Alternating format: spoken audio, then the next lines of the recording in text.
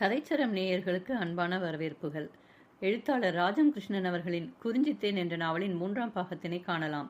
இவர் எழுதிய வேருக்கு நீர் என்ற நாவல் சாகித்ய அகாடமி பரிசினை பெற்றது. இவருடைய நாவலை உங்களுடன் பகிர்ந்து கொள்வதில் ஆர்வமாக இருக்கிறேன். அதிகாரம் 1. நானே வருவேன். மாசி மாதத்தில் உய்யென சுழன்று வெறியாட்டமாடிய காற்று ஓங்கி வளர்ந்த ஊசி இலை கோபுர மரங்களையும் கற்பூர விருட்சங்களையும் தோழனைப் போல மெல்ல அணைத்து இழைத்து மகிழ்ந்தது. மண்ணையும் நீரையும் காற்றையும் தந்து வற்றாத வளமைக்கு வழிகாட்டிய இறைவனை கொண்டாடி மகிழும் திருநாள் அன்று. கங்கை வார்சடியில் திங்கள் அணிந்த மங்கைப்பாகனை மனம் திருந்தி ஆண்டு சிறக்க மண்ணில் இட்ட விதை மண்டி பயன் தர கன்று காளிகள் பல்கி பெருக பாலும் தேனும் பஞ்சமின்றி பொங்கிப் பொழிய செய்யும் முயற்சிகளெல்லாம் கைகூட வேண்டி அவர்கள் கொண்டாடும் பெருநாள் அன்று. கீழ்மலை மாதலிங்கேஸ்வரர் சந்நிதிக்கு முன் அழல் வளர்த்து ஹரஹர ஹரஹர என்ற கோஷம் மலைமுகடுகள் எங்கும் எதிரொலிக்க அடியவர் இறங்கி நடப்பதைக் கண்டு சிந்தை உருகி பக்தி பரவசத்தால் பாடி ஆடி மகிழும் புனித நாள் அன்று. மக்கள் கூட்டம் கூட்டமாக பள்ளத்தில் இறங்கி வருவதும் குடும்பம் குடும்பமாக சிறு குடிலுக்குள் தேங்காய் பழம் பால் காணிக்கைகளுடன் புகுவதும் வழிபடுவதுமாக இறைவனின் சந்நிதியில் மூச்சு திணறும் நெருக்கடியை உண்டு பண்ணி கொண்டிருந்தது. உடையார் என்ற பிரிவை சேர்ந்த குருக்கள் 5-6 பேர்களும் சந்நிதிக்கு வெளியே நந்திதேவனின் முன்னின்று குழுமிய மக்களின் காணிக்கைகளை ஏற்று தேங்காயை உடைத்து இறைவனை வேண்டி பிரார்த்தித்து அடிதொட்டு வணங்கிய ஆடவரை பெண்டிரை குழந்தைகளை இளநீரை தெளித்து ஆசிகள் வழங்கினர்.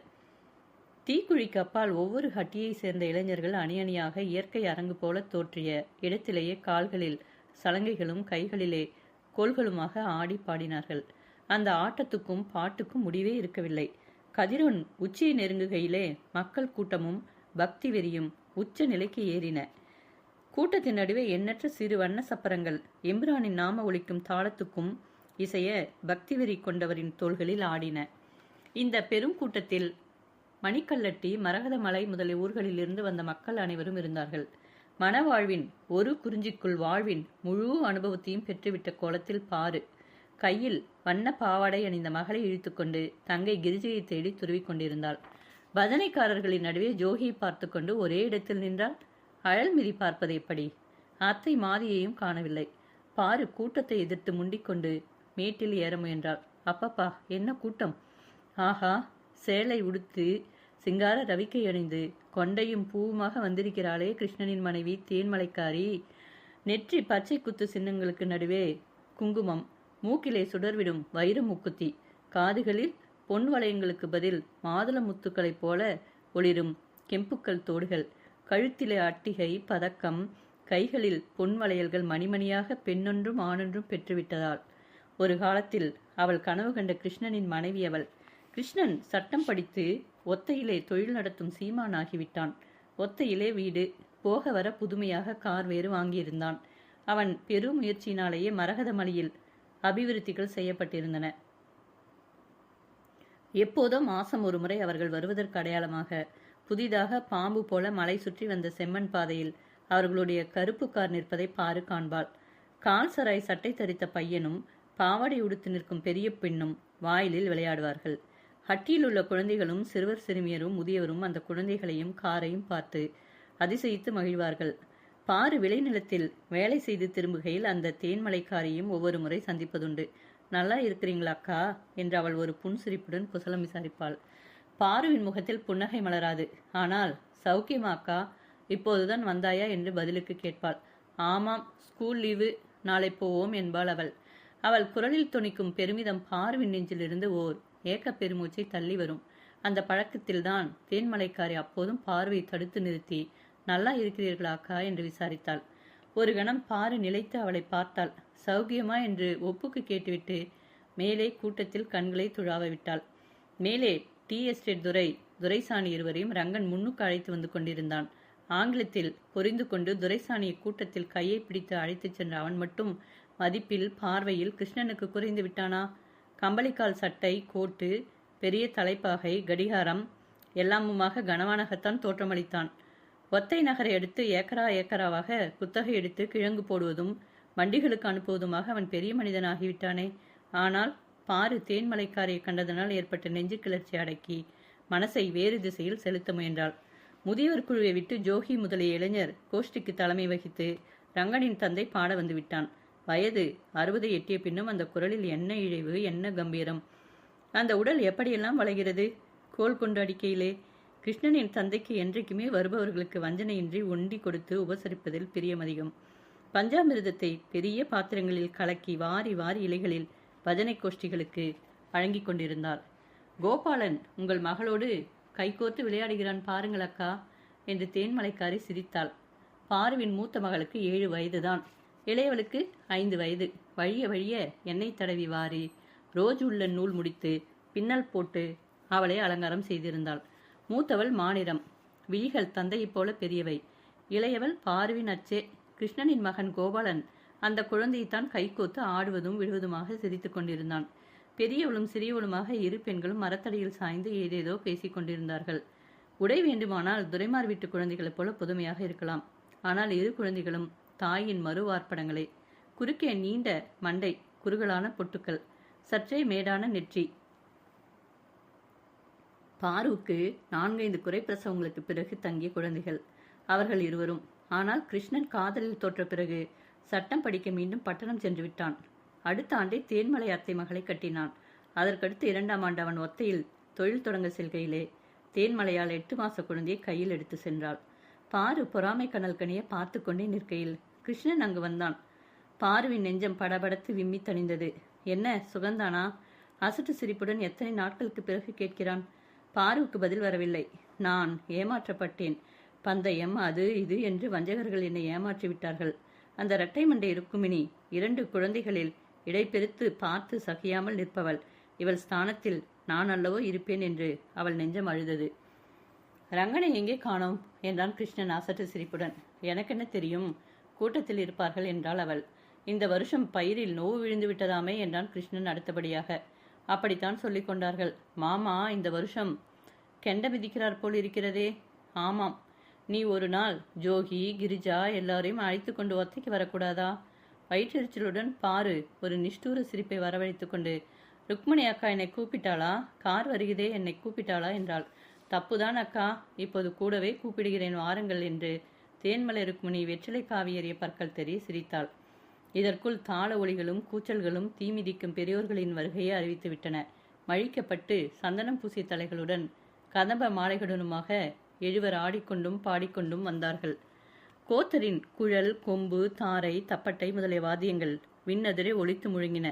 காவடி போன்ற பிரம்புவில்களை தோள்களில் தாங்கிக் கொண்டு அரஹர அரஹர அரஹர என்ற கோஷம் மலைமுகுடுகளில் பட்டு எதிரொலிக்க அவர்கள் அந்த தீப்பள்ளத்தில் 7 முறைகள் குதித்து கடந்தார்கள்.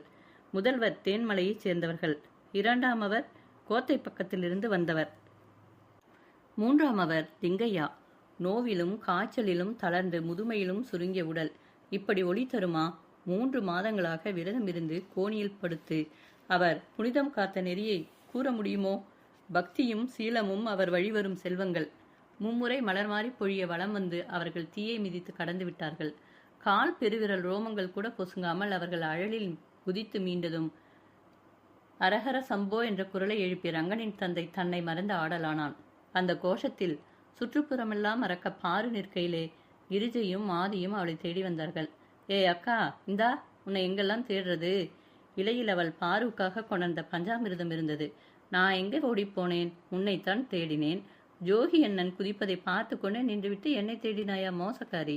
போ அக்கா, நேற்றுதான் கட்டி வந்தவளைப் போல கேலி செய்கிறாய் என்று வெட்கத்துடன் கிரிஜை முகத்தை திருப்பிக் கொண்டாள். உங்களை பார்த்தால் அப்படித்தான் இருக்கிறது இல்லையா அத்தை? நீங்கள் சொல்லுங்கள். அண்ணனை எப்போதேனும் இவள் பிரிந்து தனியே விடுகிறாளா என்று பாரு குறுநகை செய்தாள். மாதியின் வதனத்தில் சற்றென்று ஏக்கச்சாயை படர்ந்தது. அவளை ஜோதிக்கு கட்டி 7 தீமிதி திருவிழாக்கள் முடிந்து விட்டனவே. இறைவருக்கு பணி செய்த பயனா இது? அவள் வீட்டில் தவழ்ந்து விளையாடி மழலை ஒளிகளால் நிறைக்க முற்றம் நிறைய குழந்தைகள் இல்லை என்றாலும் ஒரு குழந்தையை தேவர் அருளக்கூடாதா? பொன் மணி முதலிய செல்வங்களுக்கு மாதி என்றுமே ஆசைப்படவில்லை. குழந்தை செல்வத்தையும் இறைவன் அந்த குடும்பத்துக்கு அருளவில்லை. அன்றில் பறவைகளைப் போல ஒருவரை ஒருவர் பிரிய பொறுக்காமல் வாழும் அந்த தம்பதியை எப்படி பிரிப்பது? ஜோகியை மறுமணத்துக்கு இசை சொல்லி எப்படி கேட்பது? ஏக்கத்தில் தோய்ந்த துன்ப வரிகள் அவள் முகத்தில் கீறிட அவள் நிற்கையிலேயே கூட்டத்தில் ஒரே பரபரப்பு. காரணம் தெரியாத படபடப்புடன் என்ன என்றால் ஜோகியின் தாய். லிங்கையா, ஜோகியின் அப்பா. குரல்கள் ஒன்றோடொன்று மோதின. மாதி கூட்டத்தை பிழைத்துக் கொண்டு ஓடினாள். கால் பெருவிரல் ரோமம் கூட பொசுங்காமல் தீயை மிதித்து மீண்ட பெரியவர் சந்தனம் பூசிய மேனியுடன் கீழே பொன்னின் மரம் போல சாய்ந்திருந்தார். மாதியின் பின்னே கிரிஜையும் மற்றும் அறிந்தவர் தெரிந்தவர்கள் எல்லோருமாக ஓடினார்கள். பாரு மட்டும் அந்த தேன்மலையாளின் பேறுகளை எண்ணி வெதும்பியவளாக புகைச்சூழலிட நிற்பது போல நின்ற இடத்திலேயே நின்று கொண்டிருந்தாள். தேன்மலையாளின் புன்னகையே அவளை பரிகசிப்பது போல தோன்றியது. கோயிலில் இருந்த மரத்தடியிலே அத்தனை கூட்டமும் திரும்பிவிட்டது. தீமிதியில் இதுவரை எத்தகைய ஆகாத சம்பவம் நேரிட்டதில்லை. அன்று நேரிடவும் இல்லை. வயசான பலகீனம்தான் ஐயனுக்கு. சற்று தள்ளுங்கள், காற்று வரட்டும் என்றான் ஜோகி. 3 முறை வலம் வந்து பாலும் தெளித்தான பிறகு இங்கே வருகிலேதான் மயங்கி விழுந்திருக்கிறார் என்றான் ரங்கம்மையின் கணவன். மாதி துயரமே உருவாக கையை பிசைந்தாள். தெய்வங்களை எல்லாம் வேண்டினாள். கிரிஜை கண்கள் பொழிய அழுது கொண்டு நின்றாள். இதற்குள் ஒருவர் எங்கிருந்தோ சூடான தேநீர் கொண்டு வந்தார். கிருஷ்ணன் அப்பொழுது அவர்களிடையே கோத்தை பக்கத்தில் இருந்து புதிதாக மருத்துவக் கல்லூரியில் படிக்கும் இளைஞனை அவன் அங்கு வந்திருப்பது அறிந்து தேடி பிடித்து அழைத்து வந்தான். இளைஞன் அர்ஜுனன் கூட்டத்தை விலக்கி கொண்டு வந்தான். பெரியவரின் கையை பிடித்து அவன் பார்க்கையிலே அனைவரும் அவனை பயபக்தியுடன் நோக்கி நின்றார்கள். இளைஞன் புன்னகை செய்துவிட்டு ஒன்றும் பயப்படுவதற்கு இல்லை என்றான். ஜோகி இனிய தேநீரை வாங்கி அவர் வாயை திறந்துவிட முயன்றான். இதற்குள் பஸ்வேஸ்வரா, நஞ்சுண்ட தேவா, உன் கோயிலுக்கு வருவேன். என் சகோதரனுக்கு உயிர் பிச்சை கொடு என்று மேற்கு திசை நோக்கி கும்பிட்டு தமையன் மாதவன் உள்ளமுருக பாட ஆரம்பித்து விட்டான். இறைவனின் திருநாம மாலையாக அந்த இன்னொலி தாரை பெரியவரின் செவி வழி பாய்ந்து உறங்கிய உணர்வை உலர்க்கச் செய்ததோ சிலிர்க்க வைத்ததோ அந்த குரல் அலைகள் பரவின சுருக்கில் லிங்கையாவின் கண்ணிமைகள் அகன்றன. கடும் விரதத்தாலும் உபவாசத்தாலும் முதுமையினாலும் சுருங்கிய முகத்தில் விழிகளும் பள்ளங்களும் தான் இருந்தன. ஆனால் ஒளியில் உருகி மிதந்தன. அப்பா, இந்த டீயை கொஞ்சம் குடியுங்கள் என்றான் ஜோகி. உலர்ந்த நாவும் உதடுகளும் தேநீரில் நனைந்தன. எல்லோரையும் சுற்றி சுற்றி நோக்கினார். நான் எங்கிருக்கிறேன் என்றார் பேச முடியாத ஈனசுரத்தில். தழுதழுத்த அந்த குரல் எல்லோருக்கும் அவருடைய குரலாக தோன்றவில்லை. ஈஸ்வரர் கோயில் மரத்தின் கீழே. இப்போதுதானே கெண்டை மிதித்தீர்கள் என்றான் தமையன். மாதம்மா என்று அவருடைய அந்த தழுதழுக்கும் குரல் அழைத்தது. கண்ணீரில் மிதக்கும் விழிகளுடன் மாதி அவர் அருகில் நெருங்கினாள். கிரிஜா எங்கே? குழந்தை எங்கே? மாமா என்று அழுது கொண்டே கிரிஜை அவர் கால் பக்கம் வந்து நின்றாள்.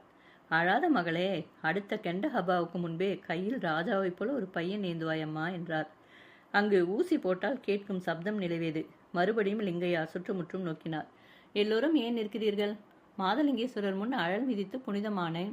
பஜனை பாடுங்கள். எனக்கு களைப்பாக அசதியாக இருக்கிறது. நான் தூங்குகிறேன் என்றார்.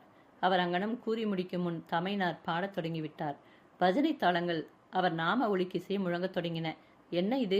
இவர் உடம்பு சரியில்லை, ஏதேனும் காராகப்பட்டால் தூக்கி போட்டு ஒத்தை ஆஸ்பத்திரிக்கு எடுத்து போகலாம் என்று கூட்டத்தில் யாரோ கூறின குரல் கேட்டது.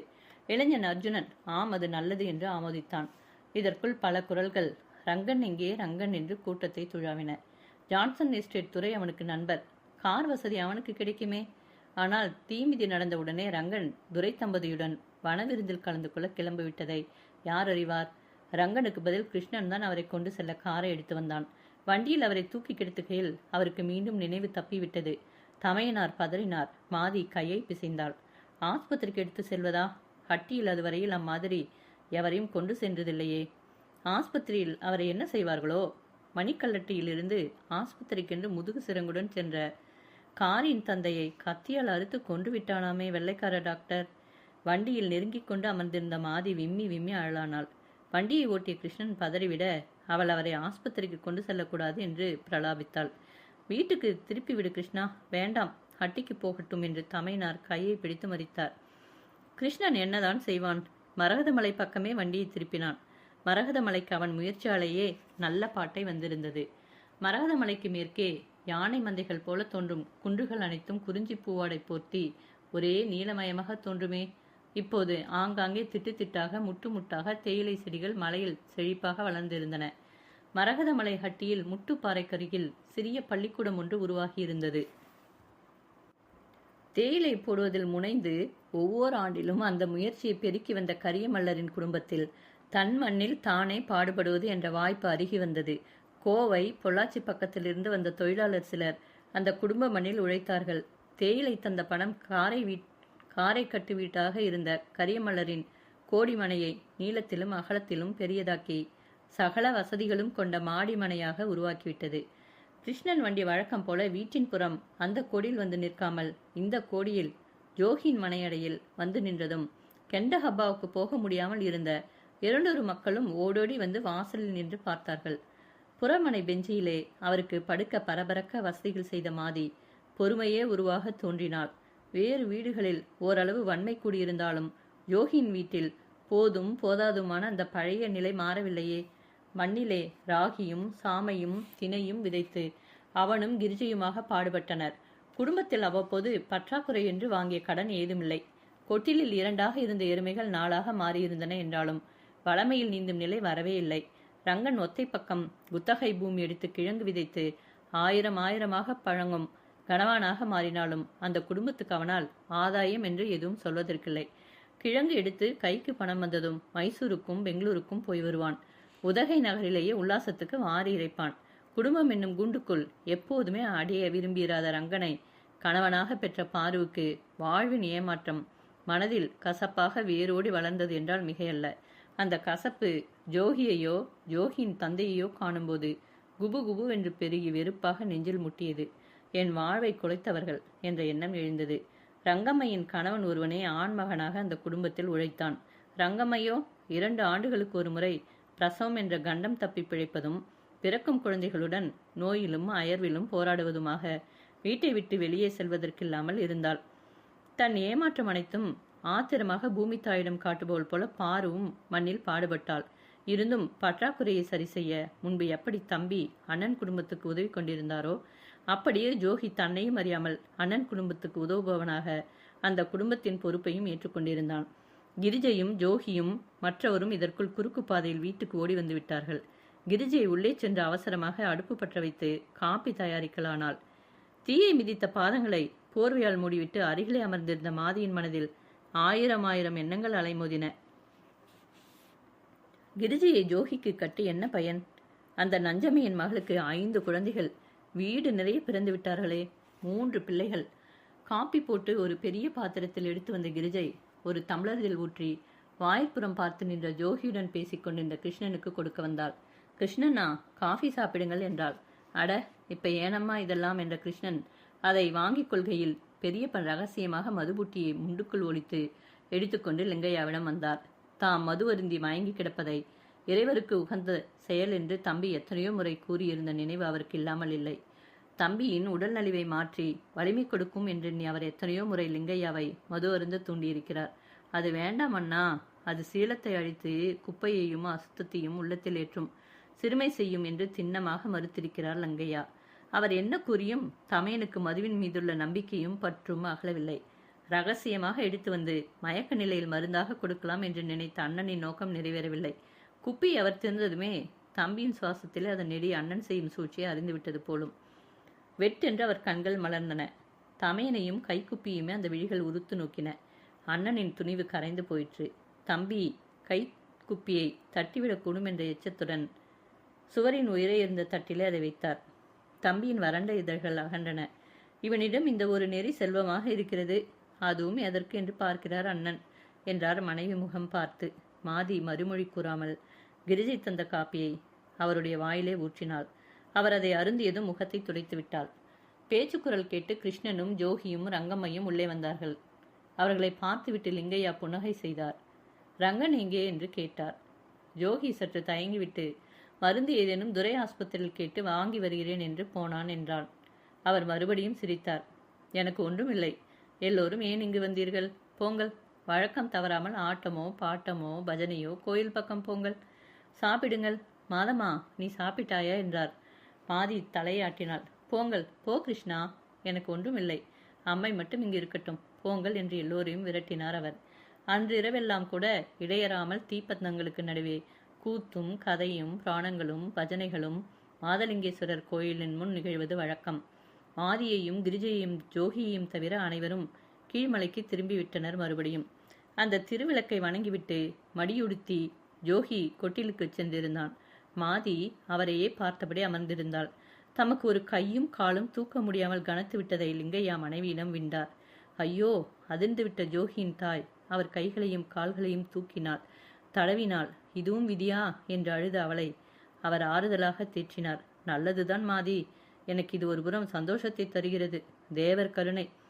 ஐயோ, நீங்கள் நல்ல நினைவுடன் பேசும் பேச்சா? தேவர் தேவர் என்று இருக்கும் நமக்கே எல்லா கெடும் வருமா? மீட்டும் மீட்டும் அவள் அந்த காலையும் கையையும் தொட்டு தூக்கினாள். என்னென்னவோ காட்சிகள் கண்முன்னே விரிய பூண்டை அரைத்து வந்து தடவினாள். கவலைப்படாதே மாதி, இது போலத்தான் எங்க ஐயனுக்கு வந்தது. அவர் சாகும் முன் வாய்க்கூட பேசவில்லை. ஏன் இப்படியெல்லாம் பேசுகிறீர்கள்? நீங்கள் போன பின் எனக்கு என்ன கதி? நான் போவேனா மாதமா? யாருக்கும் இல்லாத செல்வம் நமக்கு இருக்கிறது என்று சொல்லிவிட்டு அவர் நகைத்தார். இந்த வீட்டையும் உன்னையும் யோகியும் விட்டு போக எனக்கா மனம் வரும்? இந்த மண்ணையே நான் திரும்ப தேடி வருவேன். உன் மடியிலேயே விளையாட வருவேன். இரியுடைய ஐயனுக்கு என் பையன் தொண்டு செய்யவில்லையா? நான் அறிந்து ஒரு தீங்கு எவருக்கேனும் செய்தேனா? எனக்கு மட்டும் ஐயன் என் வஞ்சம் புரிய வேண்டும்? எனக்கு இன்று சந்தோஷமாக இருக்கிறது. இந்த வீட்டில் ஐயன் ஒரு குழந்தையை விளையாடவில்லை. நானே சீக்கிரத்தில் இந்த பிறவியை விடுத்து குழந்தையாக வருவேன். மாதி, என் பையன் முகத்திலே எப்போதும் ஒளி இருக்கும். கிரிஜை சிறு பெண்ணாக எப்போதும் சந்தோஷமாக இந்த வீட்டில் இருப்பாள். நானே வருவேன். தீயில் குதிக்கையில் நான் இந்த பிரார்த்தனை தானே என்று செய்து கொண்டேன். சந்தோஷப்பட வேண்டியிருக்க ஏன் அழுகிறாய் மாதம்மா?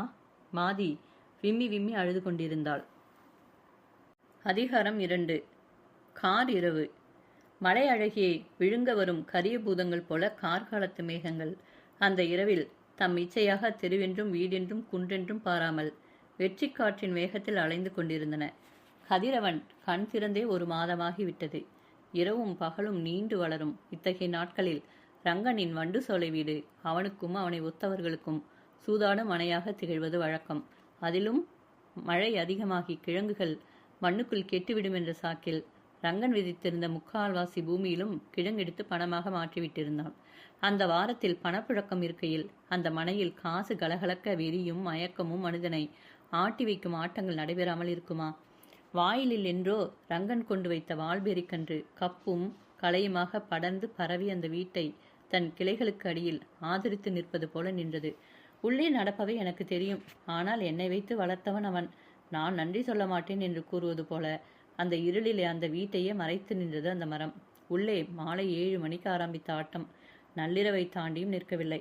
சுருட்டு புகை வெளியே அலையும் கருமேகம் உள்வந்து விட்டதோ என்று ஐயுறும்படி சூழ்ந்திருந்த அந்த சூழலிலே ஓர் ஓரத்தில் இருந்த மெழுகுவர்த்தி விளக்கு அந்த வானத்து சந்திரனின் நிலையில் துன்புற்றாற் போல ஒளியை உமிழ்ந்து புகையுடன் போராடி கொண்டிருந்தது.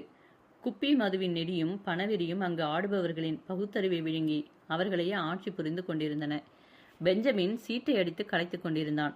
அவன் தச்சுப்பட்டறையில் பாலிஷ் ஏற்றும் தொழிலாளி.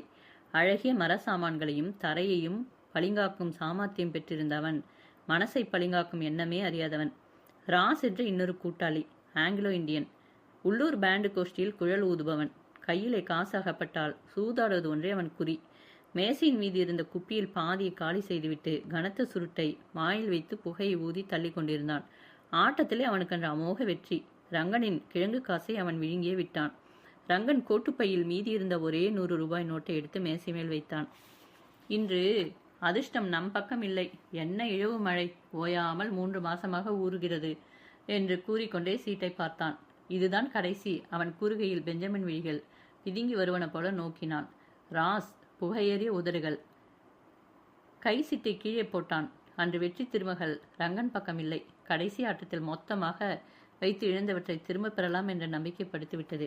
மாதா கோயில் மணி 2 அடிக்கையிலே ரங்கனை தனிய விட்டு அவர்கள் இருவரும் சென்று விட்டார்கள். மீதி இருந்த மதுவை விழுங்கிவிட்டு அவன் கட்டிலில் விழுந்தான். பாழான மழை. கிழங்கு பணம் வந்த சோடு தெரியாமல் கரைந்து விட்டது. கிழங்கு விற்று அடைப்பதற்கான கடன்கள் பூதங்கள் என வாயை பிளந்து கொண்டு காட்சியளித்தன. சட் சனியன் பிடித்தவள், பாரு வந்த வேலை. அவன் கையில் முன்போல காசே தங்குவதில்லை. பணம் என்னென்னவோ 1000 கணக்கில் வருகிறது. ஆனால் 1000ஆகவே போகிறதே. வெறியும் குழப்பமும் சேர்ந்த அந்த நிலையில் பாருதான் அவன் முன் தோன்றி கோப வெறியாக பொறாமை வெறியாக ஊதிவிட்டு கொண்டிருந்தாள். அவளுக்கு போய் அத்தனை கனவு கண்டான். அவளை கட்டினால் அந்த கிருஷ்ணனின் பயலின் கர்வம் குலையும் என்று மனப்பால் குடித்தேன். அவன் மாடி வீட்டில் அதே நேரத்தில் கொக்கரிக்கிறானே. ஹட்டியில் அவனை கண்டால் தெய்வத்தை கண்டார் போல கும்பிடுகிறார்களே. சுயநலத்துக்காக செய்ததையெல்லாம் ஊருக்கு செய்ததாக தம்படம் போட்டு ஊரை ஏமாற்றுகிறான். பாரும் நல்லவளா? கல்யாணத்துக்கு முன்பு அவனுடன் இழைந்து குலவினவள் தானே. அன்று மாதலிங்கேஸ்வரர் கோயில் தீமிதி விழாவின் போது அவள் அருகில் நின்று பேசினான் மரியாதை கெட்டவன். போதா குறைக்கு கார் அனுப்பி அவளை ஒத்தை கழுத்து வர செய்திருக்கிறானே. படித்தவன். எது வேண்டுமானாலும் செய்து விடலாமோ? பாரு, ஒத்தைக்கு வந்து போன செய்தியை கிழங்கு மண்டியில் மூட்டை சுமக்கும் தொரியன் மகன் அன்றுதான் கூறியிருந்தான் ரங்கனிடம். முதல் நாள் காலையில் இத்தனை சூதுகளுள்ள அந்த பொய்மகள் அவனை ஒன்றுக்கும் லாயக்கில்லாதவன் என்று பொருள்பட ஏசினாள். கீழ்மகளை ஒதுக்கி ஒழித்து கட்டிவிட்டு 5-6 மாசங்களாக அவன் மனசை ஈர்த்து அவனோடு வாழ விரும்பும் கௌரி கொண்டு வருவது முடியாத செயலா? அவளும் மணிக்கல்லட்டி பெண்தான். கன்னியாகவே அவனை வரித்தாளாம் அவள். அவளை கோத்தை பக்கம் முதலாக மனம் செய்து கொடுத்திருந்தார்கள். கணவனுக்கும் அவளுக்கும் ஆரம்பம் முதலே ஒத்து வரவில்லை. போதா குறைக்கு அவனே அவளை விலக்கி கிறிஸ்துவ மதத்தை தழுவிவிட்டான். பிறந்தகம் வந்த கௌரியை வேறு எவரும் கொல்ல வரும் முன்பு ரங்கன் முந்திக் கொண்டான். தலைக்கேறிய போதையின் வெறியிலே அவனுள் வெளிவராமல் ஆழ்ந்திருந்த பல உணர்ச்சிகளும் சொற்களாக வெளிவந்தன. கேட்பவர் யார்? புகையேறி அந்த 4 சுவர்களுக்கு கூட அவனுடைய ரகசியங்கள் புதிய நல்லவே. போதை தெளிந்து அவன் நல்ல நினைவில் கண் விழிக்கையில் மறுநாள் பகல் உச்சிக்கு விரைந்து கொண்டிருந்தது. 1 ஏக்கராவில் இன்னும் கிழங்கு எடுக்கவில்லை. அது பிந்தி விதைக்கப்பட்டது. செடிகள் வாடி மட்கவில்லை. கிழங்கு கொஞ்சம் கூட முற்றியிருக்காது என்று அதை விட்டு வைத்திருந்தாள். ஆனால் காலம் தாழ்ந்து கொட்டிவிட்ட மழை அதை எப்படி வைத்திருக்கிறதோ, படிக்கு பாதியேனும் விளைவு தேருமோ என்னவோ. கௌரியின் அண்ணனை கண்டு ரூபாய் 50 வைத்து அழைத்து வர வேண்டும். பஞ்சாயத்தை கூட்டி இந்த கள்ளியை விளக்க முதலும் காலும் கையும் வழிந்து 5 மாசமாக படித்திருக்கும் சிற்றப்பனிடம் கொடுப்பாரோ? யோசனை செய்தபடியே எழுந்து முகம் கழுவிக்கொண்டான். கடைவீதி பக்கம் மிலிட்டரி ஹோட்டலில் நுழைந்து உண்டி அறிந்துவிட்டு அவன் வருகையில் ஜான்சன் எஸ்டேட் வண்டி சந்தை பக்கம் வந்து திரும்பியதை கண்டான். துரை இல்லை, துரைசாணி மாத்திரம் வண்டியில் இருந்தாள். நல்ல தருணம் என்று ரங்கன் பல்லை காட்டி துரைசாணிக்கு ஒரு சலாம் போட்டுவிட்டு வண்டியில் ஏறி உட்கார்ந்தான். எஸ்டேட் பக்கம் இறங்கி அவன் நேராக நடந்தான். மரகதமலையின் சமீபம் வருகையிலே அவனுக்கு சடையர் என்று அந்நேரம் கௌரியை சந்திக்கலாம் என்ற எண்ணம் உண்டாயிற்று. திடீரென்று வானம் இருண்டு கவிந்தது. இடி முழக்கம் பேரோசையாக ஒலித்தது. விரைந்து அவன் செல்லுகையில் புதிதாக தேயிலை பயிரிட்ட பகுதியில் சில்வர் ஓக் மரத்தடியில் கிருஷ்ணன் நிற்க கண்டான். ஓ ரங்கனா, சௌக்கியமா? சிற்றப்பா எப்படி இருக்கிறார்? நான் சற்று முன்தான் நேராக வந்தேன் என்று விசாரித்தான் அவன் ரங்கன் அருகில் வந்து. தான் ஒரு காலத்தில் காதலித்த மங்கையின் மணாளன் அவன். அவன் நடப்பும் வாழும் சரியில்லை என்று உணர்ந்த கிருஷ்ணன் மனம் நொந்திருந்தான். அவளுக்காக அவனை நெருங்கி சீர்திருத்த வேண்டும் என்ற ஆசையும் அவனுள் முளைவிட்டிருந்தது. கௌரியுடன் ரங்கன் தொடர்பு கொண்டு அதன் விளைவாக மணிக்கல்லட்டியிலும் மரகதமலையிலும் அவன் வீட்டிலும் எழுந்த கசமுசா பேச்சுக்கள் வேறு அன்று அறிந்திருந்தான். அவனையும் சரிவுகளில் விரிந்த தேயிலை செடிகளின் பசுமையும் கண்டதனால் ஏற்பட்ட மன எரிச்சல் அடங்காமல் ரங்கனுக்கு பொங்கியது. வக்கீல் சாருக்கு தெரியாமல் எனக்கு எப்படி வீட்டு விஷயம் தெரிய முடியும் என்றான். சம்பந்தம் இல்லாமல் ரங்கன் நடித்தொண்டையில், ஓ இல்லை, எங்கே? மணிக்கல்லட்டி பக்கம் போகிறாய் போல் தெரிகிறதே. சிற்றப்பாவுக்கு உடல்நிலை தேவலையா என்று விசாரித்தேன். எல்லோரும் இங்குதானே இருக்கிறார்கள் என்றான் குறிப்பாக. அதுதான் நான் உன்னை விசாரித்தேன். ஏய், எனக்கு ஒன்றும் தெரியாதென்றா நினைத்தாய்? உன் மீது வழக்கு தொடுத்து பஞ்சாயத்தில் உன் மானம் சந்தி சிரிகை செய்வேன். ரங்கனின் திடீர் கோபமும் வலுச்சண்டைக்கு அழைத்த விதமும் கிருஷ்ணனுக்கு அச்சத்தை கொடுத்தன. அவன் கோபத்துக்கு காரணம் அவனுக்கு புரியவில்லை. என்ன தப்பு நடந்தது ரங்கா? எனக்கு ஒன்றும் புரியவில்லையே என்றான். புரியவில்லையா? பார்த்து பேசுடா என்றான் ரங்கன். என்ன நடந்தது? எனக்கு புரியவில்லையே. விளையாட்டாகத்தான் பேசுகிறாயே என்றான் கிருஷ்ணன் மீண்டும் சமாளித்துக் கொண்டு. யாரடா அவன்? யானை பூனையிடம் விளையாட வருகிறான். கார் அனுப்பி பிறன் மனைவி அழைத்துச் சென்றவன் யாரடா பதரே? விஷயம் இவ்வளவு கீழ்த்தரமாக ரசாபாசமாக மாறிவிடும் என்பதை கிருஷ்ணன் சற்றும் எதிர்பார்க்கவில்லை. ஓ, பாரு ஒத்தைக்கு வந்ததை சொல்கிறாயா? ருக்மணி தான் அழைத்து வர வேண்டும் என்று வண்டி அனுப்பினாலாம். நான் கூட மேட்டுப்பாளையம் போயிருந்தேன். நீ யாரங்கா இப்படி பேசுகிறாய்? என்னால் நம்ப முடியவில்லையே. ஓஹோ, வக்கீல் சாரில்ல, புரட்டி புரட்டி பேச தெரியாதா? இப்படி அவன் கீழ்த்தரமான முறையில் வலுச்சண்டை கிழித்தது ஆண்டவனுக்கே பொறுக்கவில்லை போலும். மழை பலத்த காற்றுடன் பொழியத் தொடங்கியது. ரங்கனின் முகத்தை கூட பாராதவனாக கிருஷ்ணன் மணிக்கல்லட்டி பக்கமே ஓடலானான். அவன் மணிக்கல்லட்டி வீட்டில் சிற்றப்பன், அத்தை முதலோனாரை பார்க்க அப்போது புறப்பட்டிருந்தான். அலுவல்கள் நிறைந்த அவனுடைய வாழ்விலே தொழில்துறை வெற்றியும் குடும்ப வாழ்வின் பரிபூரண நிறைவும் கூடி என்றோ உள்ளத்தில் பூத்திருந்த காதல் மறைந்து மேடிட்ட கனவாகிவிட்டது உண்மை.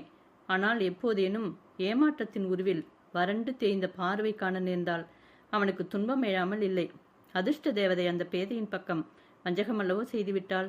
அவன் வரைக்கும் கனவாகிவிட்ட நினைவை அவள் பக்கம் ஆற ஒட்டாமல் தோண்டி தோண்டி புண்ணாக்கிக் கொள்ளும் நிலைக்கல்லவோ ஆக்கிவிட்டாள். ருக்மணியிடம் நினைவு மூட்டி கார் அனுப்பி அவளையும் குழந்தைகளையும் அவன் ஒத்தைக்கு அழைத்து வரச் சொன்னது உண்மையே. ருக்மணிக்கு தன் கணவனுடைய செல்வாக்கையும் வன்மைகளையும் படித்து நாகரிகமடைந்த தன் சிநேகிதிகளை பற்றிய பெருமைகளையும் கிராமத்தார் வந்து காண்பதில் தனியான பெருமிதமும் மகிழ்ச்சியும் உண்டு. அது தவிர அவள் உள்ளத்தில் மாசான எண்ணமோ பொறாமையோ ஏதும் இல்லாததும் அவனுடைய பாக்கியம்தான். பார்வை அழைத்து வர செய்தான். ஆனால் அவள் தன் மனைவியின் பெருமைகளை கேட்டுக்கொண்டு உள்ள கனலுடன் வேதனைப்படுகிறாள் என்பதை ஒரு நோக்கிலேயே அறிந்து கொண்டவன் அவர்கள் பேச்சில் கலந்து கொள்ள மனமில்லாதவனாக வீட்டை விட்டே வெளியே சென்று விட்டான். அவள் கிராமம் திரும்பிய மறுநாளே அவன் வெளியூரில் இருந்து திரும்பி வந்தான். இரவு உணவு கொள்ள அவன் அமர்ந்த போதுதான் ருக்மிணி பார்வை பற்றி பேச்சு எடுத்தாள். பாவம் பாரு, அக்காவின் மனசு சரியாக இல்லை. அக்கா தங்கை 2 பேருக்குமே ஆண் பிள்ளை இல்லை. ரங்கண்ணன் தெரியுமா உங்களுக்கு என்றால் புதிர் போடுவது போல. ஏன், வேறு மனம் செய்து கொள்கிறானாமா என்றான் களத்தில் உள்ள சோற்றை பிசையாமலே.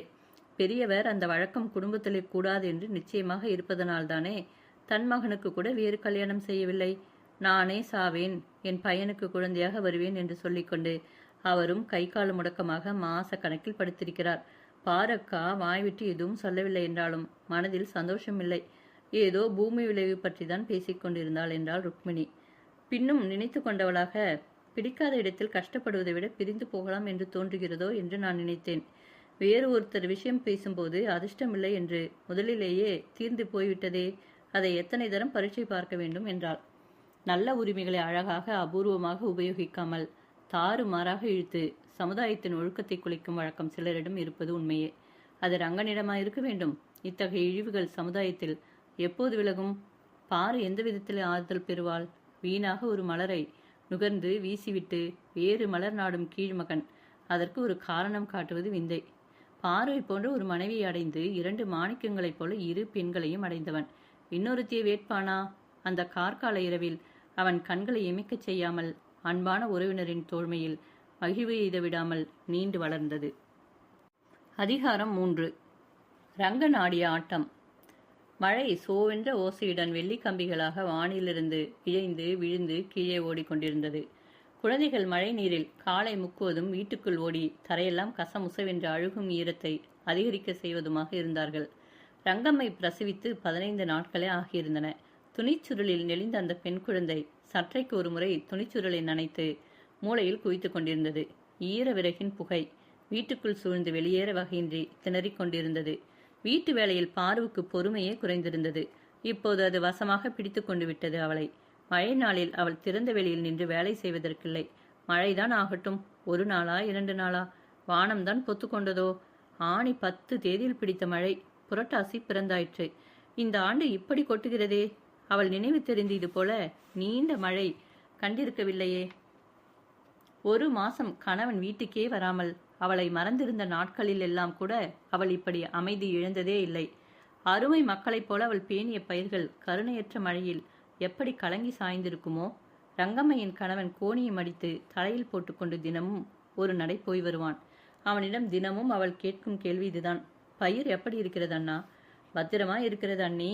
அண்ணன் 1000 குத்தகை எடுத்து போட்ட கிழங்கு. உன் கிழங்குக்கு ஈடு வராது என்று அவன் சிரிப்பான். அடுத்து வாயிலில் நிற்கையிலோ ஜோதி ரங்கியின் பையனை தூக்கி கொண்டு உள்ளே வருகையிலோ அவள் அதையே கேட்பாள். மாமனை பற்றிய விசாரணை கூட அடுத்தபடிதான். அன்னிக்கு இதே கவலை என்று ரங்கம்மையின் கணவன் குறுக்கிட்டு நகைத்தான். ஜோகி அண்ணனுக்கும் பயிர்தான் பிள்ளைகள். இந்த அன்னிக்கும் பயிர்கள் அப்படியே என்று ரங்கம்மையும் சிரித்தாள். ஜோகிக்கு அவள் பேச்சு சற்றே வேதனை அளித்தாலும் விட்டு கொடுத்து கொள்ளாமல், ஆமாம் அதற்கென்ன, பயிரை பிள்ளைகளாக வைத்துக் கொள்வதில் ஒரு தப்பும் இல்லை. மண் தாய், பயிர் பிள்ளைகள் என்றான். பிறகு பாரு கேட்ட கேள்விக்கு, கால்வாய் கரைந்து தண்ணீர் தேங்கியிருந்தது. மண்ணை வெட்டி போட்டேன். மழையும் தண்ணீரும் அதிகம்தான். என்ன ஆகுமோ என்றாள் கவலையுடன். ஜோகி அண்ணா, உங்கள் 3 ஏக்கரில் தேயிலை போடக்கூடாதா? மழை எத்தனை பெய்தாலும் பணமாக கொடுக்குமே என்றாள் ரங்கம்மை. தேயிலை வைக்க முதலில் செலவாகும். பிறகு 3-4 வருஷங்கள் அது பலன் கொடுக்கும் வரையில் நாம் என்ன செய்வோம்? மேலும் தேயிலையும் காப்பியும் பணம்தானே கொடுக்கும் ரங்கம்மா. ராகியும் கோதுமையும் கிழங்கும் பசிக்கு உணவாகுமே என்றான் ஜோகி. பணமெல்லாம் இப்போதெல்லாம் முடிகிறதா? கிருஷ்ணண்ணன் வீடு பெரிய வீடாக ஆனதே டீ போட்டதினால்தானே என்றாள் ரங்கம்மை. ஜோகிக்கு அவள் விவாதம் பிடிக்கவில்லை. நான் வருகிறேன் அன்றி என்று நடந்தான். வீட்டிலே அவன் கண்ட காட்சி மெய்தானா? அங்கே அமர்ந்து உளம் கரைய தந்தையின் முன் கண்ணீர் வடிப்பவன் உண்மையில் ரங்கன் தானா? கோட்டும் வேட்டியும் நனைய மழையில் அலைய கொலைய எதற்காக ஓடி வந்தான்? நான் பண்ணிய பாவத்துக்கெல்லாம் எனக்கு தண்டனை சிற்றப்பா, தண்டனை. நீங்கள் சொன்ன வார்த்தைகள் எல்லாம் மறந்து போனேன். எனக்கு தண்டனை கிடைத்து விட்டது சிற்றப்பா. ஐயோ, எப்படி இருந்த உடம்பு, எப்படி ஆனீர்கள்? சொந்த பையனுக்கு மேல் என்னை நினைத்து நீங்கள் செய்ததையெல்லாம் மறந்து ஓடினேனே. எனக்கு மன்னிப்பு உண்டா சிற்றப்பா உங்களிடம்? யோகி அயர்ந்து நின்றான். பின்னே கிரிஜையும் அம்மையும் கூட சிலையாக நின்றனர். லிங்கையாவின் கண்களிலிருந்து நீர் வடிந்தது. ரூபாய் 2000 அண்ணா போச்சு. முளைத்திருந்த கிழங்குகள் எல்லாம் என் மனதிலுள்ள கரை போல கரை படிந்த நோய் விழுந்திருந்தது. உங்களுடைய நல்ல உபதேசங்களை எல்லாம் என் ஆசை புத்தி கொண்டு போனார் போல நல்ல கிழங்குகளை எல்லாம் எலியும் பன்றியும் தோண்டி கொண்டு போயின. துரை போல திரிந்தாயே படு கஷ்டம் என்று தேவர் சோதனை செய்துவிட்டார் சிற்றப்பா. ரங்கனின் அழுகை உண்மையிலே அழுகைதானா? ஜோகியினால் அவனும் அம்மாதிரி அழக்கூடும் என்று எண்ணக்கூட முடியவில்லை. தந்திரங்களில் திளைக்கும் அவன் உண்மையில் கவிழ்ந்து விட்டானா? கையிலே 10,000 புரள்வது போல் உடுக்கவும் உல்லாசமாக நடக்கவும் தெரிந்த அவன் உண்மையிலே வீழ்ச்சி அடைந்து விட்டானா? லிங்கையாவின் உணர்ச்சி செறிந்த தொண்டையிலிருந்து ரங்கா என்ற குரல் உடைந்தது. அந்த கணம் ரங்கன் சிற்றப்பனின் மார்பிலே தலையை சாய்த்து கொண்டு விம்மினான். அப்பனும் அம்மையுமாக இருந்தீர்கள் சிற்றப்பா. ஒரு நாள் இரவில் பரனில் பட்டினியுடன் படுத்திருக்கையில் அழைத்து வைந்து சோறு போட்டீர்களே, புத்தி கூறினீர்களே சிற்றப்பா. நான் என்ன சொல்வேன்? கடனாளியாக ஓடி வந்தேனே, என்னை மன்னிப்பீர்களா? போனால் போகிறதடா தம்பி, போனால் போகிறது. அந்த கிழங்குடன் உன்னை பிடித்த நோவெல்லாம் போகட்டும். உண்மையில் கிழங்கு போனதில் எனக்கு சங்கடமில்லை. சந்தோஷம் சந்தோஷம் ரங்கா. சிற்றப்பா, நீங்கள் தெய்வம். ஐயோ, உங்கள் அருமை தெரியாமல் நான் இவ்வளவு நாளா இருந்தேன். அன்றைக்கு பணத்துடன் பகட்டான நீ என் முன் வந்தாய். என் மனம் கொதித்தது. நீ நேர்மையும் நியாயமுமாக நடக்கவில்லை என்று எனக்கு உன் கண்களும் பார்வையுமே தெரிவித்தன. இந்த பையனை தோளிலும் மார்பிலும் போட்டு வளர்த்தேனே என்று மனம் பொங்கி வந்தது. உன்னை அடித்தேன். இன்றைக்கு ஏழையாக நீ வந்தாலும் என் மனம் நிறைந்து சந்தோஷப்படுகிறது தம்பி. கையால் உழைத்து நேர்மையாக பிழைப்பதுதான் தேவர் விரும்பும் பிழைப்பு ரங்கா. கட்டிக்கொண்ட பெண் மனம் நோகாமல் இருக்க வாழ்வதுதான் வாழ்க்கை. ஆவேசம் வந்தார் போல அவர் மூச்சு விட்டோ பேசினார். படுபாவி பயல், நோட்டீஸை கொடுத்து வேறு நெருக்குகிறான். என் மானம் கோர்ட்டுப்படி ஏறு மட்டும் வந்த பின்புதான் எனக்கு புத்தி வந்திருக்கிறது. 300 ரூபாய் கடன் அவனுக்கு யார் கொடுப்பார்கள் சிற்றப்பா? எனக்கு யார் இருக்கிறார்கள் சிற்றப்பா? உங்களை தவிர யாரிடம் சொல்லி முறையிட எனக்கு முகம் இருக்கிறது? அவன் அழுகை எல்லோரையும் உருக்க வல்லதாக இருந்தது. அழாதே ரங்கா, அழாதே. ரங்கன் மனம் மாறி வருவான் என்றுதான் நான் இந்த 6 மாதமாக படுக்கையிலிருந்தும் உயிரை வைத்துக் கொண்டிருக்கிறேன். இத்தனை நாள் நான் வீரராய பணம் விழுங்கியிருந்தால் கூட பிழைத்திருப்பேன். இனிமேல் நான் நிம்மதியாக தேவருலகம் செல்வேன். காசும் பணமும் பெரிசில்லை. கையால் விதைத்து உறவோடு விருந்தோடு உண்டு வாழ்வதே வாழ்க்கை ஜோகி. ஐயா என்று ஓரெட்டு முன்னகர்ந்தான் ஜோகி. அண்ணன் வீட்டுடன் வந்துவிட்டான். இனிமேல் ஒரு குறைவும் இல்லை. பால்மனையில் என் பை வைத்திருக்கிறேன், எடுத்து வா என்றார். ஜோகியின் முகத்தை இருள் கவியது. மாதி இடி விழுந்தவள் போல ஆனாள். என்ன இது நியாயமா இதெல்லாம் என்றாள். ஒரு அவசரத்துக்காக அரும்பாடுபட்டு சேர்த்த பணம் அது. 250 ரூபாய் உண்டு. அதையும் பறித்து செல்லவா வந்திருக்கிறான்? மாதியினால் ஒப்ப முடியவில்லை. குறுக்கே தடுக்காதே மாதி. நல்ல காலம் வரும்போது கொஞ்சம் செலவு இருக்கும். குறும்பர் மந்திரத்துக்கு பயந்து கப்பம் போடுவது போல இதுவும் உன் கணவன் மனம் நிம்மதியுடன் போவதை நீ விரும்பவில்லையா என்றார் லிங்கையா. இப்படி பேசி பேசித்தானே என்னை அடியோடு அடக்குவீர்கள். கண்ணீர் தழும்ப முணுமுணுத்துக் கொண்டு உள்மனைக்கு நகர்ந்தாள். உடனே திரும்பியவள் சட்டென்று, அவர்கள் பூமியை விற்றோ அடமானம் வைத்தோ வாங்கட்டுமே என்றாள். லிங்கையாவின் விழிகள் அசைவற்று நின்றன. உள்ளம் படபடத்து பலவீன முகத்தில் காட்டியது. என்ன பேச்சு பேசுகிறாய்? குழந்தைகளுடன் ரங்கை சாப்பிடும் பூமியை பிடுங்குவதா? ஒரு சதுரம் ஆசையாக பாரு. தாயாக பிள்ளையாக நினைக்கும் மண்ணை பிடுங்கலாமா? இந்த புத்தி உனக்கு எப்படி வந்தது? ஜோகி பையை எடுத்து வந்தான். லிங்கையா ஒவ்வொரு பணமாக எண்ணினார். தலைப்பக்கம் வைத்துவிட்டு, ரங்கா, இன்று இரு இங்கே, நாளைக்கு போகலாம் நீ என்றார். இரவு, மாதி என் வட்டிலை எடுத்து வை. என் பையன்களுடன் நான் இன்று உட்கார்ந்து உண்ணப் போகிறேன் என்றார் அவர். மாதியின் மனதில் இன்னதென்று விவரிக்க இயலாத பீதி உண்டாயிற்று. வேண்டாமே என்றாள். கிரிஜி அழைத்து பார்வை அழைத்து வர பணித்தார். மகனே இங்கு வா. மகன் வீட்டோடு வந்து விட்டான். இனி உனக்கு ஒரு குறையும் இல்லை என்று ஆசி மொழிந்தார். பாரு அவன் கண்களில் தெரிந்த அசாதாரண ஒளியைக் கண்டு கலங்கி நின்றாள். அந்த நாடக காட்சியில் அவரே உயிர் பாத்திரமாக அன்றிரவு பேசினார். மறுநாள் காலையில் ரங்கன் பணத்தை எண்ணி பெற்றுக்கொண்டான். பணத்தை வெற்றியிருந்து விட்டு வந்து விடுகிறேன் சிற்றப்பா. நான் கோர்ட்டு ஏறாமல் காப்பாற்றிய தெய்வம் நீங்கள் என்று விடைபெற நின்றான். சிற்றப்பனின் கண்கள் ஒளிர்ந்தன. இருதயம் மலர்ந்திருந்தது. ஆசி கூறி அனுப்பினார். வானம் கனத்து மழையுமின்றி வெயிலுமின்றி சோகத்திரை விரிந்திருந்தது. மாதியும் கிரிஜையும் ஜோகியும் ரங்கன் செல்வதை வாயிலில் நின்று பார்த்தார்கள். எட்ட எட்ட விலகி வெள்ளை புள்ளியாக பாதையிலே சென்று சரிவில் இறங்குகையிலே பள்ளத்திலே வடக்கிலிருந்து வந்த மேகப்புகை குவிந்தது. அவனை விழுங்கியது. ஏதோ கலிபுருஷன் தன் கூலியை பெற்றுக்கொண்டு செல்வதை போன்ற உணர்வுடன் அவர்கள் திரும்பினார்கள். ஜோகி தந்தை கண்ணயர்வதை கண்டவனாக சாக்கை போட்டுக்கொண்டு ஒரு பெரு மூச்சுடன் விளைநிலத்தை நோக்கி கிளம்பினான். கிரிஜையும் மாதியும் வீட்டு பின்புறம் இருந்தனர். சற்றைக்கெல்லாம் மாதி என்ற ஈனசுரம் வந்தார் போல மாதிக்கு கேட்டது. பரபரப்புடன் அவள் நனைத்த துணியை போட்டுவிட்டு வரும் முன் அந்த மூச்சு நின்றுவிட்டது.